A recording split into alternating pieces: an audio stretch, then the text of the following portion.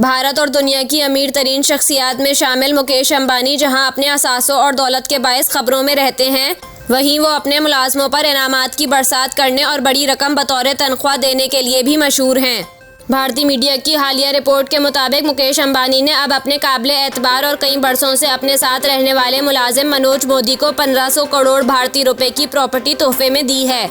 बताया जा रहा है कि ये घर मुंबई के पोश इलाके नेपियन सी रोड पर वाक़ है।